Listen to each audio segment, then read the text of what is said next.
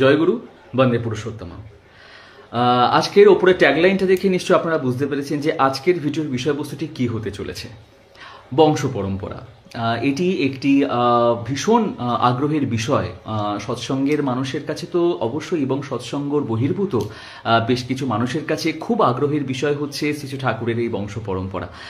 এরকম একটি সিস্টেম কেন ঠাকুর চালু করে দিয়ে গেছিলেন যে শ্রী ঠাকুর অনুকূলচন্দ্রের বংশের প্রথম বড় সন্তানই তার এই সৎসঙ্গ সাম্রাজ্যের অধিপতি হবেন, বা তিনি তার নিজের কাঁধে নিজের দায়িত্বে এই সৎসঙ্গটাকে আরও ভবিষ্যতের দিকে অগ্রসর হতে সাহায্য করবেন। এরকম একটি নিয়ম বা এরকম একটি সিস্টেম শ্রী ঠাকুর অনুকূলচন্দ্র তৈরি করে দিয়ে গেছেন। এটি সৎসঙ্গ বহির্ভূত বেশ কিছু মানুষের কাছে এবং নিশ্চয়ই কিছু সৎসঙ্গের কাছে একটি জানার বিষয়বস্তু যে এরকম করার কারণটা কি। ঠাকুরের বেশ কিছু বাণীর মাধ্যমে যেটা আমরা জানতে পারি যে ঠাকুর বলেছেন যে তিনি সবসময় আচার্যের ভেতর থেকেই তিনি লীলা করবেন। এটি ভীষণ স্বাভাবিক এবং এটি ভীষণ একটি সহজ বিষয় যে যদি আমরা সায়েন্সের দিকেও দেখি তাহলে আমরা এটি দেখব যে জিন যে কথাটি আছে সেটি সবসময় মা বাবার মিলনের ফলে যে সন্তান উৎপন্ন হয় বা যে সন্তান আসে পৃথিবীতে, সেই সন্তানের মধ্যে দিয়ে জিন সেটা কিন্তু তার নিজের রূপ ধরেই নেয় বা জিন সেগুলোর মধ্যে দিয়ে কার্যকারিতা শুরু করে দেয় তা সেই ভবিষ্যৎ সন্তানদের মধ্যে থেকে। ঠিক তেমনভাবে শ্রী ঠাকুর অনুকূলচন্দ্রের দয়া, তার করুণা, আমাদের যিনি যুগপুরুষোত্তম তার কৃপা, এই সমস্ত কিছুই আমরা তার জিনের মাধ্যমে তার বংশের যে ধারা উৎপন্ন হয়েছে সেখান থেকে প্রথম যে বড় সন্তান এবং যে পুত্র সন্তান এখনো পর্যন্ত আমরা দেখতে পাচ্ছি এবং ভবিষ্যতেও শ্রী ঠাকুরের আশীর্বাদে দেখতে পাবো যে এই বংশের প্রথম সন্তান পুত্রই হয়েছে। কেন শ্রী ঠাকুর এরকমই একটি ইচ্ছা ব্যক্ত করেছিলেন যে প্রথম বড় যে সন্তান হবে তিনি এই আচার্যর পদটি ভূষণ করবেন এবং এই দায়িত্ব তিনিই বহন করে নিয়ে চলবেন। তো আমরা সেরকমই দেখতে পাচ্ছি পঞ্চপুরুষ অব্দি তৈরি হয়ে গেছে এবং প্রথম সন্তান ছেলেই। তো তার মধ্য থেকে শ্রী ঠাকুরই লীলা করেন, এটা আমরা অনেক সময় এটা আমরা ভেবে নিই এবং ভাবার কোনো বিষয়বস্তু নেই, ঠাকুরেরও এরকমই বলা। তো আজকে আমরা জানবো যে এইটির পেছনে কারণটি কি। বেশ কিছু মানুষের কাছে এই তথ্যটি বোধগম্য হয় না যে আচার্য পরম্পরা কি বা কেন আমরা আচার্যের ছবি সিংহাসনে রেখে পূজা করি। এই বিষয়ে বেশ কিছু মানুষের জানবার আগ্রহ আছে। তো আজকে আমি সেই আগ্রহ নিরসনের চেষ্টা করব। আপনারা জানেন যে আমি যখনই এরকম কোনো তথ্য বা ভিডিও আপনাদের সামনে আনার চেষ্টা করি আমি একদম প্রথম পুরুষোত্তম অর্থাৎ মর্যাদা পুরুষোত্তম রামচন্দ্র থেকে শুরু করে বর্তমান পুরুষোত্তম শ্রী ঠাকুর অনুকূলচন্দ্র পর্যন্ত সবার জীবনে দৃষ্টিপাত রাখার চেষ্টা করি, বা সেরকম কিছু ইনফরমেশন থাকলে সেগুলো আমি আপনাদের সামনে আনার চেষ্টা করি। তো আজকের এই ভিডিওটি আনতে গেলে ইতিহাসকে আমাদের একটু মনে করতে হবে। তার কারণ হচ্ছে যে আজ থেকে প্রায় ৭,০০০ বছর আগে রামচন্দ্র যখন পৃথিবীতে এসেছিলেন এবং রামচন্দ্র দেহ রাখার পর রামচন্দ্রের সন্তানাদি এবং তার সন্তানাদি কিভাবে তার রাজ্যকে বাড়িয়ে নিয়ে চলেছিল এই বিষয়ে জানতে গেলে অবশ্যই ইতিহাস আমাদের জানতে হবে। তাই আসুন দেরি না করে আজকে ভিডিওটি শুরু করা যাক। এবার আমরা নজর রাখবো রাজা রামচন্দ্র অর্থাৎ মর্যাদা পুরুষোত্তম রামচন্দ্রের বংশ পরম্পরার উপরে। আমরা যারা রামায়ণ পড়েছি আমরা সবাই জানি যে সীতা দেবী এবং রামচন্দ্র এদের দুজনের মিলনের ফলে দুইটি পুত্র সন্তান এসেছিলেন এই পৃথিবীতে, একজন লব একজন কুশ। কিন্তু আমরা অনেকেই জানি না বা হয়তো আমরা জানতেও পারি যে এই রামচন্দ্রের সঙ্গে রামচন্দ্র যে ভাইরা ছিলেন অর্থাৎ লক্ষ্মণ, ভরত এবং শত্রুঘ্ন এদেরও কিন্তু সন্তানাদি ছিল। সে নামগুলো এবার একটু আমরা জেনে নেওয়ার চেষ্টা করি। রাজা রামচন্দ্রের ছেলে ছিলেন লব এবং কুশ, লক্ষ্মণের ছেলেদের নাম ছিল চিত্রাঙ্গদ এবং চন্দ্রকেতু, ভরতের ছেলেদের নাম ছিল পুষ্কর এবং তক্ষ, এবং শত্রুঘ্নর ছেলেদের নাম ছিল সুবাহু এবং সুরসেন। অর্থাৎ আমরা দেখতে পাচ্ছি এখানে কোনো কন্যা নেই, প্রতিটি ভাইয়ের দুটি করে পুত্র সন্তান হয়েছিল। বাকিদের ইনফরমেশন খুব একটা পাওয়া যায় না, কিন্তু আমরা যদি রাজা রামচন্দ্রের বংশ পরম্পরার দিকে লক্ষ্য রাখি তাহলে আমরা দেখতে পাবো যে এই যে লব পরবর্তীকালে বিবাহ করেছিলেন রাজকন্যা সুমতিকে এবং খুব সুন্দর উনি বংশ বিস্তার করেছিলেন। এবং শুধু বংশ নয়, যেহেতু প্রত্যেকটি সন্তানেরই লক্ষ্য থাকা উচিত যে পিতার ধর্মকে পালন করা, পিতার যে কার্য সেটাকে আরো বৃহৎভাবে পৃথিবীতে স্থাপন করা, ঠিক যেমনভাবে আজ আমরা দেখতে পাচ্ছি যে শ্রী শ্রী ঠাকুর অনুকূলচন্দ্রের যে সমস্ত স্বপ্নগুলো বাস্তবায়িত হয়নি সেই সমস্ত স্বপ্নগুলোকে আচার্য পরম্পরা অর্থাৎ তার বংশের প্রথম বড় পুত্র সন্তান কিভাবে সেগুলোকে বাস্তবায়িত করার পথে নিয়ে চলেছে, এটি কিন্তু শুধুমাত্র সৎসঙ্গের ইতিহাসে নয়। আমরা যদি দেখি তাহলে এটি মর্যাদা পুরুষোত্তম রামচন্দ্রের জীবন থেকেই শুরু হয়েছে।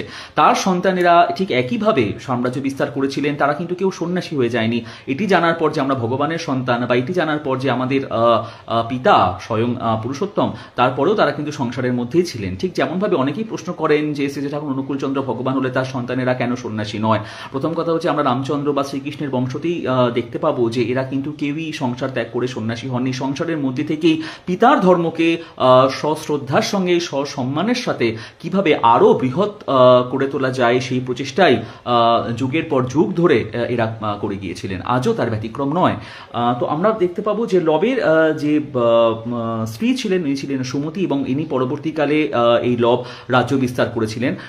রামচন্দ্র উনি যখন ঠিক করলেন যে উনি দেহ রাখবেন, তখন অযোধ্যার ভার উনি ভরতকে দিতে চেয়েছিলেন। এই বিষয়ে খুব একটা ইনফরমেশন পাওয়া যায় না যে সেই ভার সত্যিভাবে কে গ্রহণ করেছিল, কিন্তু লব এবং কুশকে উনি ওনার মামার বাড়ি কৌশল রাজ্য, অর্থাৎ আমরা সকলেই জানি যে মাতা কৌশলার সন্তান ছিলেন রামচন্দ্র, তাই মামার বাড়ির দিক থেকে উনি সেই রাজ্য পেয়েছিলেন। সেই কৌশল রাজ্যকে দুটি ভাগে বিভক্ত করে উনি তার দুই পুত্রকে দিয়েছিলেন। উনি উত্তর যে অঞ্চল, অর্থাৎ উত্তর অঞ্চল উনি দিয়েছিলেন হচ্ছে লবকে, এবং দক্ষিণ কৌশল যে রাজ্য যেটি বর্তমানে ছত্তিশগড়, সেইটি উনি দিয়েছিলেন কিন্তু কুশকে। এবং এই যে লব, এই পরবর্তীকালে এই লব কিন্তু তার সাম্রাজ্যকে আরো অনেক দূর বিস্তার করেছিলেন। এবং সবথেকে আশ্চর্যের বিষয়, বর্তমানে পাকিস্তানের যে লাহোর, এই লাহোর কিন্তু এই লবের নামে হয়েছিল, অর্থাৎ সেই লাহোর পর্যন্ত ইনি সাম্রাজ্যকে বিস্তার করেছিলেন। সেই লাহোরের আগে নাম ছিল লভপুরি, অর্থাৎ এই লবের থেকেই সেই লভপুরি তৈরি হয় এবং বর্তমানে তার নাম ছোট হয়ে লাহোর এসে দাঁড়ায়। এবার যদি আমরা একটুখানি কুশের বংশের দিকে লক্ষ্য রাখি, তাহলে এই কুশের সঙ্গে বিয়ে হয়েছিল নাগকন্যা কুমুদাবতী, এবং এই নাগকন্যা কুমুদাবতী এবং কুশের সন্তানও হয়। সেই সন্তানের নাম ছিল আতিথি, আতিথির সন্তানের নাম ছিল নিষাদ, নিষাদের সন্তানের নাম ছিল নল, এবং নলের সন্তানের নাম ছিল নব। এরকম করে করে এই বংশ বিস্তার পেয়েছিল। এবং রামচন্দ্র দেহ রাখবার পরে কুশ তার সমস্ত সৈন্য নিয়ে অযোধ্যায় আসেন এবং অযোধ্যার রাজ্যভার উনি গ্রহণ করেন। তো এই যে কুশ, এই কুশ কিন্তু অদ্ভুতভাবে আমরা এটা জানলে সত্যি অবাক হব যে এই কুশের এই বংশ পরম্পরার যে 50তম বংশ, তিনি ছিলেন রাজা বৃহৎবল, অর্থাৎ রামচন্দ্রের 51তম বংশ যিনি ছিলেন, তিনি ছিলেন রাজা বৃহৎবল। এই রাজা বৃহৎবল যখন পৃথিবীতে আছেন, তখন কিন্তু এই পৃথিবীতে একটা ঐতিহাসিক ঘটনা ঘটেছিল, সেটা হচ্ছে কুরুক্ষেত্রের যুদ্ধ। রামচন্দ্র দেহ রাখার কিছুদিন পরেই আমাদের লীলা পুরুষোত্তম শ্রীকৃষ্ণ, ভগবান শ্রীকৃষ্ণ জন্ম হয়েছিল। এবং এই শ্রীকৃষ্ণের জীবনে যে কুরুক্ষেত্র যুদ্ধ, যেখানে উনি গীতা দান করেছিলেন, এই কুরুক্ষেত্র যুদ্ধ আমরা সবাই তখন এই পৃথিবীর এবং তখন ভারতবর্ষে এত বড় একটি ঘটনা এই কুরুক্ষেত্রের যুদ্ধ, যে এখানে প্রতিটি মানুষের কাছে খুব সুস্পষ্ট ছিল ধর্ম এবং অধর্ম কোনটা।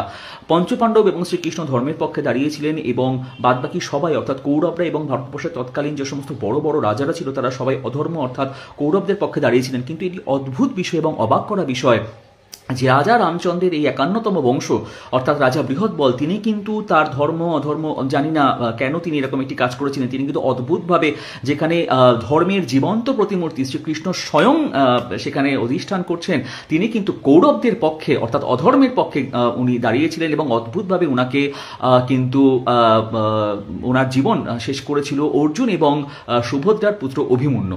আমরা সবাই জানি যে অভিমন্যুকে কিভাবে চক্রব্যূহ তৈরি করে তাকে অভিমন্যুকে নিধন করা হয়েছিল, কিন্তু অভিমন্যু তার জীবদ্দশায় যে কয়জন রাজাকে সে চক্রব্যূহের মধ্যে বধ করতে পেরেছিল, তার মধ্যে একজন ছিলেন রাজা বৃহৎবল। অর্থাৎ আমরা দেখতে পাচ্ছি যে এই ধর্মের কাণ্ডারির বংশের একজন ওই ধর্মের কাণ্ডারির বংশের একজনকে কিন্তু হত্যা করলো। অর্থাৎ এটি ভারী অদ্ভুত ব্যাপার, এবং জানি না ইনফরমেশন আপনাদের কাছে কতটা ছিল, আজকে শেয়ার করতে পেরে আমারও খুবই ভালো লাগছে। তাহলে আমরা দেখতে পাচ্ছি রাজা রামচন্দ্রের বংশ এইভাবেই শেষ হয়েছিল, এবং অদ্ভুতভাবে এই যে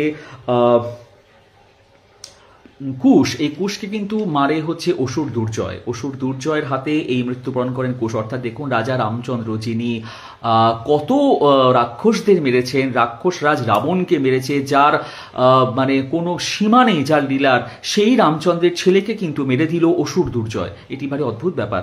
যাই হোক, তো এগুলো নিয়ে খুব একটা বিস্তর ইনফরমেশন পাওয়া যায় না, যেটুকু পাওয়া যায় সেটুকু আমি আপনাদের সঙ্গে শেয়ার করলাম। এবার আমরা আসছি লীলা পুরুষোত্তম শ্রীকৃষ্ণের বংশে। আমরা সকলেই জানি যে শ্রীকৃষ্ণর যদুবংশ উনি জীবদ্দশা থাকাতেই ধ্বংস হয়েছিল।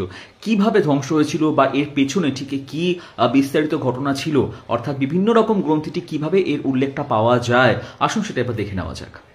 মহাভারতের মুষল পর্বে কথিত বর্ণনা অনুসারে একবার মহর্ষি বিশ্বামিত্র, দেবর্ষি নারদ এবং অন্যান্য কিছু ঋষিগণ দ্বারকায় এসেছিলেন। যখন যাদব কুমারেরা জানতে পারেন যে ঋষিগণ দ্বারকায় এসেছেন, তখন তারা তাদের সঙ্গে পরিহাস করার পরিকল্পনা স্থির করলেন। তারা ভগবান শ্রীকৃষ্ণের পুত্র শাম্বকে স্ত্রী বেশভূষায় সজ্জিত করে মহর্ষিদের কাছে নিয়ে যান এবং তাদের বলেন যে এই স্ত্রী গর্ভবতী, আপনারা দয়া করে জানান কি জন্মাবে। যাদব কুমারদের কথা অনুযায়ী ঋষিগণ তাদের তপবলের মাধ্যমে জানতে পারেন যে এই স্ত্রী আসলে কোনো স্ত্রী নয়, ভগবান শ্রীকৃষ্ণের পুত্র শাম্ব।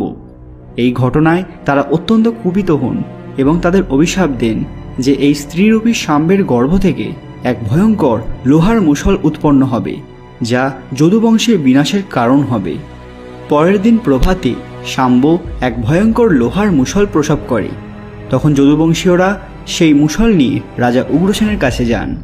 রাজা তা দেখে অত্যন্ত বিমর্ষ হয়ে পড়েন এবং তিনি তার কর্মচারীদের নির্দেশ দেন যে সেটিকে চূর্ণ বিচূর্ণ করে সমুদ্রের জলে ভাসিয়ে দাও। এই ঘটনার পর থেকেই দ্বারকায় ঝড় ঝঞ্ঝাসহ অন্যান্য প্রাকৃতিক বিপর্যয়ের সূত্রপাত ঘটে। নগরে ইঁদুরের সংখ্যা বাড়তে থাকে, তারা বাসিন্দাদের জিনিসপত্র ধ্বংস করতে থাকে। এছাড়াও নগরবাসীদের ওপর নানান বিপদ আসতে থাকে। যাদবদের জীবন ক্রমাগত দুর্বিষহ হয়ে ওঠে। তখন শ্রীকৃষ্ণ তাদের তীর্থে যাওয়ার উপদেশ দেন। তার কথা মতো দ্বারকানগরীর সমস্ত পুরুষ তীর্থের উদ্দেশ্যে যাত্রা শুরু করেন। এই যাত্রা পথে তারা এক পানশালায় কিছুক্ষণের জন্য বিশ্রামের সিদ্ধান্ত গ্রহণ করেন এবং সেখানে সুরাপানে মত্ত হয়ে ওঠেন। কিছুক্ষণ পর যাদবদের মধ্যে কোনো একটা বিষয় নিয়ে বিবাদের সূচনা হয় এবং সেই বিবাদ বাড়তে বাড়তে সংঘর্ষের আকার নেয়। উগ্রসেনের আদেশে যে মুষলকে গুঁড়ো করে সমুদ্রে ছুঁড়ে ফেলা হয়েছিল সেই স্থানে এক নলখাগড়ার বন সৃষ্টি হয়েছিল, যেখান থেকে অসংখ্য মুষলের সৃষ্টি হয়। তখন প্রত্যেক যাদব একটি করে মুষল তুলে নিয়ে পরস্পরকে আঘাত করতে থাকেন। এই মুষল ছিল বজ্রের মতো ভয়ঙ্কর, যার ফলস্বরূপ প্রায় অর্ধেক যাদব বংশের বিনাশ ঘটে। এই ঘটনায় ভগবান শ্রীকৃষ্ণ অত্যন্ত বিমর্ষ হয়ে পড়েন। তাহলে আমরা দেখে নিলাম যে কিভাবে মদ্যপ অবস্থায় নিজেদের মধ্যে লড়াই করে শ্রীকৃষ্ণের বংশের যারা ছিলেন এরা প্রত্যেকেই মৃত্যুবরণ করেছিলেন, শুধুমাত্র বজ্রনাভ বেঁচেছিলেন। এই বজ্রনাভর জন্মবৃত্তান্ত নিয়ে এবার একটু আমরা আলোচনা করব। তাহলে আমরা দেখে নিলাম যে মদ্যপ অবস্থায় কিভাবে নিজেদের মধ্যে মারামারি করে শ্রীকৃষ্ণের যদুবংশর প্রত্যেকে তারা নিজেদেরকে নিজেরাই ধ্বংস করেছিলেন। এটি বারে অদ্ভুত ব্যাপার। তো যাই হোক, এইবার আমরা জানার চেষ্টা করব বজ্রনাভ সম্বন্ধে, কেননা বজ্রনাভই একমাত্র বেঁচে ছিলেন। এই বজ্রনাভ কে ছিলেন এই পরিচয় এবার একটু আমরা আসার চেষ্টা করি। এর আগের দিন যে ভিডিওটি আমি আপনাদেরকে দিয়েছিলাম, অর্থাৎ যে ভিডিওটি শেয়ার করেছিলাম, সেখানে শ্রীকৃষ্ণের যে 8 জন পত্নীর উল্লেখ আছে। এই 8 জন পত্নীর গর্ভেই কিন্তু 10 জন করে পুত্র সন্তান এবং একটি করে কন্যা সন্তান হয়। এই বিষয়ে অনেক ইনফরমেশন এবং প্রত্যেকটা সন্তানের নাম নিয়ে অনেক ইনফরমেশন যেগুলো আপনারা গুগলে পাবেন, আপনারা ইউটিউবে পাবেন, সেই বিস্তর আলোচনা আমি যাচ্ছি না। শুধুমাত্র বজ্রনাভর পরিচয় নিয়ে যদি আমি বলি যে এই বজ্রনাভ ছিলেন শ্রীকৃষ্ণ এবং রূপকিনী, ওনার প্রিয়তমা পত্নী রূপকিনীর প্রথম সন্তান প্রদ্যুম্ন। সেই প্রদ্যুম্ন এবং প্রদ্যুম্নর স্ত্রীর রুক্মাবতীর প্রথম সন্তান ছিল অনিরুদ্ধ। এই অনিরুদ্ধ এবং উষার প্রথম সন্তান ছিল বজ্রনাভ। অর্থাৎ সেক্ষেত্রে দেখতে গেলে শ্রীকৃষ্ণের নাতির ছেলে ছিল বজ্রনাভ। তো এই বজ্রনাভই একমাত্র বেঁচে ছিলেন এবং সেই যে তখন যে ক্রাইসিস, অর্থাৎ যখন একে অন্যকে মারছে, তখন শ্রীকৃষ্ণ এই বজ্রনাভকে সেখান থেকে পালিয়ে যেতে বলেছিলেন এবং বলেছিলেন তুমি সোজা ইন্দ্রপ্রস্থে গিয়ে অর্জুনের সঙ্গে দেখা করো এবং তাকে গিয়ে বলো যে এখানে এরকম পরিস্থিতি ঘটছে। এই বিষয়ে অনেক রকম ভিডিও, অনেক রকম তথ্য চিত্র আপনারা পাবেন, ইউটিউবে সার্চ করলে সেই বিষয়ে আমি আর যাচ্ছি না। তো যাই হোক, এই ছিল ভগবান শ্রীকৃষ্ণের বংশের অন্তিম পর্যায়ে আমরা যেটা দেখতে পেলাম যে কিভাবে যদুবংশটা ধ্বংস হয়েছিল। একজন ভগবানের বংশ হওয়া সত্ত্বেও তার কিন্তু কোনো রকম ট্রেস এখন পর্যন্ত পৃথিবীতে নেই। এরপরে যদি আমরা প্রেম পুরুষোত্তম শ্রী চৈতন্য মহাপ্রভুর জীবনের দিকে তাকাই, ওনার কোনো সন্তানদের ছিল না, কিন্তু নিত্যানন্দ প্রভুর যে 2 জন স্ত্রী ছিল, মা বসুধা, মা জাহ্নবা। নিত্যানন্দ প্রভু এবং মা বসুধার 2টি সন্তান ছিল, বীরচন্দ্র প্রভু এবং দেবী গঙ্গা। এই বীরচন্দ্র প্রভুর জন্ম নিয়ে অনেক রকমের ভিডিওস আপনারা চাইলে ইউটিউবে পেয়ে যাবেন। অভিরাম বলে একজন ছিল, যিনি বারবার এসে নিত্যানন্দ প্রভুর সন্তানদের প্রণাম করলে নিত্যানন্দ প্রভুর সন্তানেরা মৃত্যুবরণ করতেন। এটি বেশ অদ্ভুত বিষয় ছিল। এরকম করে 7 সন্তান দেহ রাখে, খুব বাল্য অবস্থাতে, একদম ছোট অবস্থাতে, তারা যখন কোলের শিশু, এরকম অবস্থাতে অভিরাম বলে একজন ছিলেন, যিনি এসে নিত্যানন্দ প্রভুকে বলতেন যে তোমার সন্তানকে আনো, আমি তাকে প্রণাম করব, এবং প্রণাম করার সঙ্গে সঙ্গে কিছুক্ষণের মধ্যে সে সন্তান মারা যেত।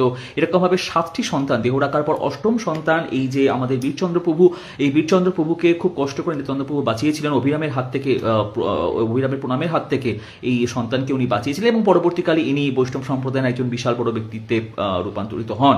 এরপরে যদি আমরা রামকৃষ্ণদেবের দিকে নজর দিই, রামকৃষ্ণদেবের সেরকম সন্তানাদি ছিল না, কিন্তু বিবেকানন্দকে উনি নিজের সন্তানের মতোই দেখতেন এবং সেই বিষয়ে আর বিস্তর আলোচনা করার কোনো জায়গা নেই, সেই ইতিহাস আমরা সকলেই জানি।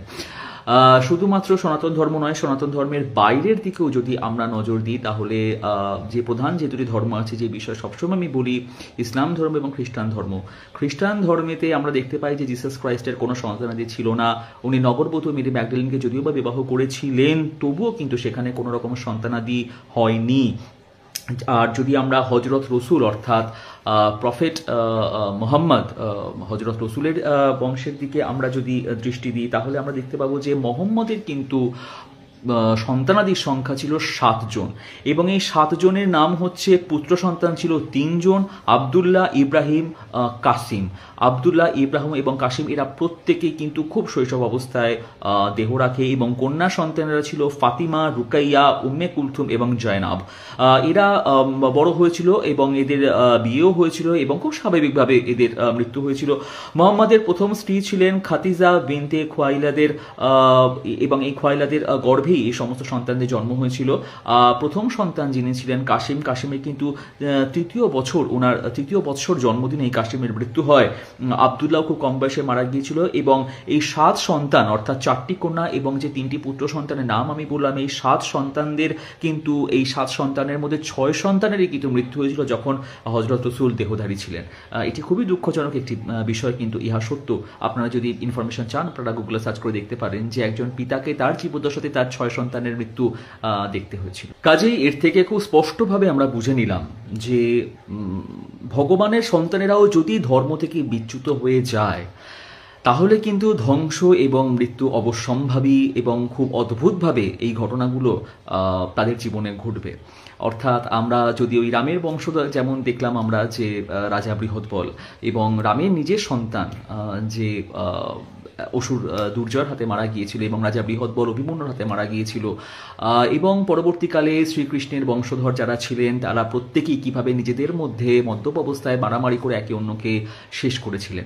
এই সমস্ত উদাহরণগুলো যেহেতু আমাদের ইতিহাসে আছে, যেহেতু এই পুরুষোত্তমদের পরম্পরাতে উদাহরণগুলো আছে, সেই কারণেই শ্রী ঠাকুর অনুকূলচন্দ্র এরকম একটি নিয়ম করেছিলেন যে তার বংশের প্রত্যেকে শুধুমাত্র তার অসমাপ্ত যে কাজ সেই কাজকে সমাপ্তির পথে নিয়ে যাওয়ার জন্যই তারা ব্যস্ত থাকবে এবং এই কারণেই তারা এই সৎসঙ্গের ধ্বজা বহন করে। তারা সবসময় চেষ্টা করে ধর্মের মধ্যে থাকার। তার বাবার অর্থাৎ শ্রী ঠাকুর অনুকূলচন্দ্র যে ধর্মকে উনি যেভাবে সৎসঙ্গকে তৈরি করে দিয়ে গেছেন, যেভাবে উনি সৎসঙ্গকে উনি চেয়েছিলেন, যেভাবে সৎসঙ্গের বিস্তার চেয়েছিলেন, সেই অসমাপ্ত কাজটাকেই সম্পূর্ণতার পথে ইনারা নিয়ে চলে যাচ্ছেন এবং সেই কারণে আমরা দেখতে পাচ্ছি যে এই ভারতবর্ষের বর্তমানে 8 কোটি মানুষের কাছে তারাও দেবতুল্য হয়ে রয়েছেন, যেহেতু তারা ধর্মকে পালন করে যাচ্ছেন। এবার কিছু মানুষের প্রশ্ন হয় যে কেন আমরা আচার্যকে এত শ্রদ্ধা করি, কেন গুরুর মতোই তাকে আমরা দেখি। তো এই বিষয়ে একটি ভিডিও আপনাদের কাছে আমি আনতে চলেছি, একটু এই ভিডিওটির ঘটনাটা আপনারা দেখে নিন এবং পরবর্তীকালে এর বঙ্গানুবাদ আমি করার চেষ্টা করছি। अयोध्या के एक महापुरुष हुए, वो वशिष्ठ कुल गोत्रीय थे और वशिष्ठ जी राम जी के गुरु जी। तो जब वो वशिष्ठ कुल में हुए तो एक दिन सोचने लगे मेरा गोत्र वशिष्ठ है, इस नाते से तो मैं राम जी का गुरु हुआ, क्योंकि मैं वशिष्ठ जी का वंशज हूं। तो भाई गुरु के वंश में जो भी होता है सब गुरु ही होते हैं। गुरु पुत्र भी गुरु होता है, गुरु नाती भी गुरु होता है, गुरु परनाती भी गुरु होता है, सब गुरु ही होते हैं। और दिन तो भगवान मान के दर्शन करने जाते थे राम जी का, लेकिन आज सोच के गए नहीं हम तो वशिष्ठ को, हमारे तो चेला हैं ये। और दिन तो ऐसे जाते थे राम जी को दर्शन करने, आज गए ऐसे। जुग जुग जियो रामलला, सदा प्रसन्न रहो, हमारा बहुत बहुत आशीर्वाद, तुमको कभी किसी की आंच नहीं आवे। और वहां दर्शनार्थी सब देखे बोले बाबा पागल हो गया, देख क्या कर रहा है, राम जी को आशीर्वाद दे रहा है। और सिया जी से कहो हम गुरु जी हैं, थोड़ा घूंघट कर लिया करें, हमको देख के गुरु जी के सामने थोड़ा संकोच कर लिया करें। और लखनलाल से कहो ये बहुत चौड़े रहते हैं, कभी कभी प्रणाम किया करें हमको। और रामलला तुम प्रसन्न रहो, भोजन किया कि नहीं किया। सब हंस रहे थे वहां पे, बोले देखो ये क्या बात बना रहे हैं यहाँ खड़े खड़े। महाराज उस दिन तो वो चले गए। अगले दिन जब वो दर्शन करने के लिए आए तो पुजारी जी उस समय वहां थे नहीं, कहीं गए हुए थे, कुछ लोग ही दर्शन कर रहे थे। कनक बिहारी जी है ना अयोध्या, वहां की घटना है। जैसे ही उनका आगमन हुआ, कल वो कह के गए थे सिया जी से कहो नहीं घूंघट कर लिया करें, अपने आप ही सीता जी की तरफ का जो द्वार था वो अपने आप ही लग गया। सीता जी घूंघट में आ गई कि गुरु जी आए हैं सामने। अपने आप ही सीता जी की तरफ का जो द्वार था वो अपने आप ही लग गया। सीता जी घूंघट में आ गई कि गुरु जी आए हैं सामने। उनके नेत्र सजल हो गए। पुजारी जी को देखो बेचारी बहू घूंघट कर रही है हमसे, देखो कैसे आगे पडला कर लिया है। तब भी नहीं माना कोई उनकी बात। बोले अरे हवा चल गई होगी जोर से, अपने आप पडला लग गया। राम जी की सवारी निकली पालकी पर, पालकी में सवारी जा रही थी, सब लोग जय जयकार करते हुए जा रहे थे। जैसे ही उन व्यक्ति के घर के सामने पालकी पहुंची तो राम जी का जो मुकुट था वो अपने आप नीचे आ गया। तुरंत पालकी रोक दी गई। पुजारी जी बोले अरे मुकुट बढ़ गया, ठाकुर जी का पहना। मुकुट धारण कराने लगे। पालकी जैसे ही उठाई फिर मुकुट गिर गया। फिर दोबारा रोक के फिर मुकुट धारण कराया। वो महात्मा छत पे खड़े खड़े देख रहे थे। अरे पुजारी जी नहीं पहनेंगे, गुरु जी के सामने मुकुट थोड़ी पहनेंगे, एक मुकुट गिर के रखेंगे, बिना मुकुट के ले जाओ। आप कहेंगे महाराज जी कही कही सुनी बात है। आज भी राम जी की जब पालकी निकलती है ना, उन महापुरुष का घर जब भी आता है, ये तो बहुत पुरानी घटना है पर उनका निवास आज भी हमने सुना अयोध्या के लोगों से, आज भी वहां से राम जी की जब पालकी निकलती है तो राम जी अपने आप ही मुकुट उतार देते हैं। ये हमारे गुरु जी का घर है। आज तक राम जी संबंध निभा रहे हैं गुरु शिष्य। এই ভিডিওটির বিষয়বস্তু আমি খুব সংক্ষেপে আপনাদের সঙ্গে একটু আলোচনা করতে চলেছি। অযোধ্যাতে কনকবিহারী বলে একটি মন্দির আছে। তো এই কনকবিহারী মন্দিরের পাশে রামচন্দ্রের যিনি গুরু ছিলেন মুনি বশিষ্ঠ, সেই বশিষ্ঠের বর্তমান বংশে যারা আছেন তাদের বাড়ি সেখানে। এবং সেই বাড়ির কেউ একজন একদিন মন্দিরে গিয়ে খুব হাস্যোচ্ছলভাবে তিনি এই কথাটি বলেছিলেন যে আমি তো তোমার গুরুরই বংশের কাজে, আমি তোমার গুরুর সমান, আমাকে দেখে মাঝে মধ্যে একটুখানি সম্মান করো। এবং আশেপাশে লোকজন খুব হেসেছিল এই কথাটা নিয়ে। কিন্তু যেহেতু মর্যাদা পুরুষোত্তম রাজা রামচন্দ্র তিনি সবসময় সবার মর্যাদা রক্ষা করতেন এবং এখনো পর্যন্ত তিনি সেই লীলা করে চলেছেন। আমরা যারা হিন্দু তারা এবং যারা সনাতন ধর্মের সঙ্গে যুক্ত তারা এই অলৌকিক জিনিসগুলোতে একটু বেশি বিশ্বাস করি এবং সত্যি আমাদের খুব ভাবায় এই জিনিসগুলো নিয়ে যে এখনো পর্যন্ত সেরকম পরম্পরা আছে যে যখনই রাজা রামচন্দ্রের পালকি সেই ভদ্রলোকের বাড়ির সামনে থেকে যায়, রাজা রামচন্দ্রের মাথার মুকুট অটোমেটিকভাবে খুলে পড়ে যায়। তিনি এখনো পর্যন্ত তার গুরুর বংশর পরম্পরা যিনি অবস্থান করছেন তাকে সম্মান জানাচ্ছেন। তো যেখানে রাজা রামচন্দ্র সাক্ষাৎ নারায়ণ, তিনি ভগবান, তিনি একজন ভগবান হওয়া সত্ত্বেও তার গুরুর বংশের বর্তমান যিনি আছেন তিনি খুব সাধারণ একজন মানুষ হওয়া সত্ত্বেও তিনি তার নিজের মাথার মুকুট খুলে তাকে সম্মান জ্ঞাপন করছেন। সেখান থেকে দাঁড়িয়ে আমরা যারা সৎসঙ্গী তারা খুবই সাধারণ মানুষ, তাই আমরা আমাদের গুরুর বংশের যারা আছেন তাদেরকে সম্মান দেখাবো, এই শিক্ষাটাই তো স্বাভাবিক। এবং এই শিক্ষাটা রাজা রামচন্দ্রই হয়তো আমাদেরকে দেখাচ্ছেন, যেটাকে আমরা শ্রী শ্রী ঠাকুর অনুকূলচন্দ্রের যারা দীক্ষিত তারা তাদের গুরুর বংশ পরম্পরা যারা আছেন তাদেরকে সম্মান করে, তাদেরকে শ্রদ্ধা করে, তাদের চিত্রপট নিজের আসনে রেখে পূজা করে সেই সম্মানটা আমরা জ্ঞাপন করার চেষ্টা করি। এর থেকে সহজভাবে হয়তো আর সত্যি বোঝানো যায় না। এমনিও শাস্ত্রে একটি কথা আছে গুরুবৎ গুরুপুত্রেষু। তো সেই শাস্ত্রের কথাটাকে ভগবান রামচন্দ্র আজও পর্যন্ত লীলার মাধ্যমে, অপ্রাকৃত লীলার মাধ্যমে বাস্তবায়িত করে চলেছেন। কাজে আমরা যারা সৎসঙ্গী, আমরা যারা সাধারণ মানুষ, আমরা আমাদের গুরুর বংশের সবাইকে সম্মান দেব, বিশেষ করে আচার্যদেবকে। তাকে যেহেতু তিনি বর্তমানে সেই সৎসঙ্গে ধ্বজা বহন করছেন, তাকে আমরা ঠাকুরের মতোই দেখব, তাকে আমরা গুরুর মতোই দেখব, তাকে আমরা সেই চোখেই তাকে আমরা সম্মান করব, শ্রদ্ধা করব, ভক্তি করব, ভালোবাসবো। এটাই স্বাভাবিক। না হলে রাজা রামচন্দ্রের এই লীলা এবং এই ঘটনা মিথ্যা হয়ে যাবে। কাজেই আমরা সেই পরম্পরাটাকেই বহন করে নিয়ে চলেছি। খুব সহজভাবে আশা করি আজকের এই ভিডিওর বিষয়বস্তু আপনাদের সামনে উত্থাপন করতে পারলাম এবং পরবর্তীকালে যদি আরও কিছু ইনফরমেশন পাই আমি অবশ্যই আপনাদের সঙ্গে শেয়ার করব। সবাই ভালো থাকবেন, সবাই একটু জীবন কামনা করি। জয় গুরু।